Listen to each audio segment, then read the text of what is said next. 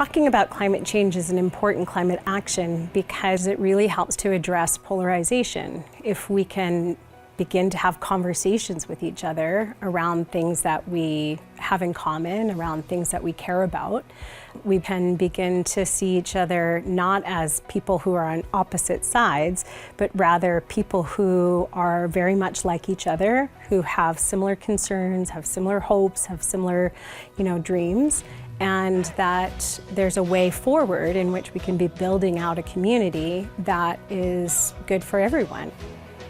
One of the key challenges that we face right now is that climate change is considered an environmental issue.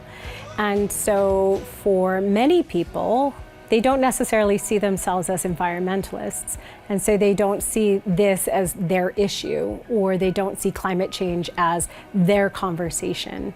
And so increasingly, it is really important that we begin to not talk about this as an environmental issue. Rather, this has everything to do with the jobs that we are going to have in the future. It has everything to do with health, or how we grow food, or the changes that we'll see in our homes, or in how we move around our communities. And so I think as much as possible, for all of us, we find ourselves in many different circles.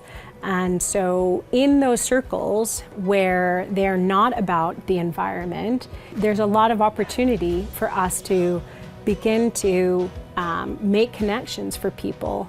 So in the Alberta context, what we know is there's a lot of common ground around particular topics that are related to climate or related to modernizing energy. And that includes diversification. So there are very few Albertans that would say diversifying the economy so that it is not so dependent or volatile with oil and gas pricing is not important.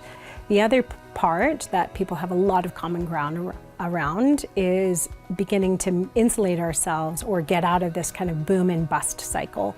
So many people have really experienced the hard way the volatility of having your whole livelihood or having an entire economy tied to the price of oil. The other topics that we found that people are, there's a lot of common ground and that have ties to climate change, or a way that you might want to talk about it, extreme weather. So people are seeing and experiencing natural disasters and extreme weather, not only in Alberta, but also in other provinces. And so talking about the weather or talking about natural disasters first, and then linking that to climate and the need to act and the urgency for action. I would say that health is another part. We know that people are really concerned about their personal health. They're very concerned about the health of their family members. And so while people may not be motivated or want to really talk about burning of fossil fuels, they may be very happy to talk about reducing pollution. They may be very happy to talk about, air quality, both in their homes or in, the wider community. And finally, I would say a big star are EVs, right? So EVs are quite sexy for a lot of people, and they're very happy to talk about them. But I would say some of the things that we learned out of the Alberta Narratives Project are also that people trust people who they see to be like them. So rather than having people from outside of a community or outside of, a particular profession, it's much easier and it's much more effective to have those people talk to each other, so have teachers talk to teachers, have farmers talk to farmers. And in some ways it's more effective because they can get right to the, action part. They can get right to, what are the specific concerns. One of the best programs that I've come across is out of the UK, and it's by a group called Climate Outreach. And then they took a look at what were the kind of common principles, or what were the characteristics that made a conversation productive. And so the tips that they've given are under kind of a term called real talk. And each one of the letters stands for a different characteristic or a different quality. And so really, it is important that when we enter into conversations with people, we bring a lot of respect, that we have a sense of enjoyment of meeting somebody new and of building a relationship or deepening an existing relationship. We ask questions, we listen to what they have to say. People want to know, how did you come into this? Why are you talking to me about this?